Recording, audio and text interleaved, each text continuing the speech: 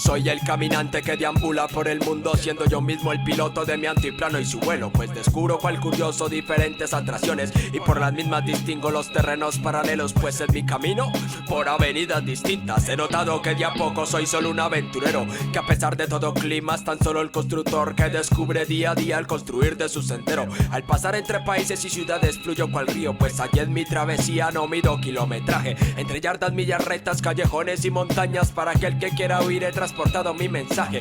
Soy el caminante, un enviado en sí, un artista que sin importar los retos en lugares sobreabundo, pues a pesar de la tierra con el agua, aire y fuego es reconita y recuerda la música, mueve al mundo. Como transeúnte estoy donde no me invitan, voy donde no me esperan y vivo donde reevidencio, pues yo soy feliz aun yendo sin un rumbo fijo y haciendo ruido en lugares que viven por el silencio. Tengo el paso infinito y no soy un reptiliano, el mundo es rectilíneo y lo recorro en un biplano. Tengo un punto de partida, nunca un punto de llegada, soy una paloma errante y suministro ras la mano. Tengo el paso infinito y no soy un reptiliano, el mundo es rectilíneo y lo recorro en un biplano. Tengo un punto de partida, nunca un punto de llegada, soy una paloma errante y suministro ras la mano.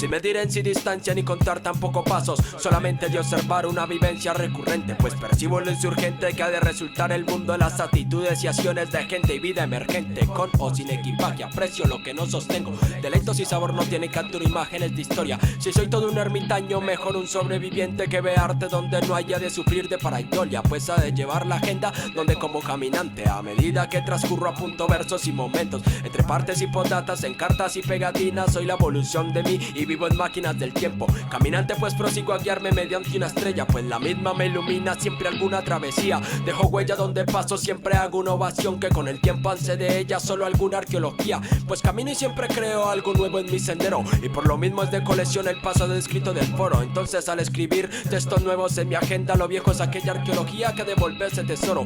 Tengo el paso infinito y no soy un reptiliano, el mundo es rectilíneo y lo recorro en un biplano. Tengo un punto de partida, nunca un punto de llegada, soy una paloma errante y suministro ras la mano. Tengo el paso infinito y no soy un reptiliano, el mundo es rectilíneo y lo recorro en un biplano. Tengo un punto de partida, nunca un punto de llegada, soy una paloma errante y suministro ras la mano.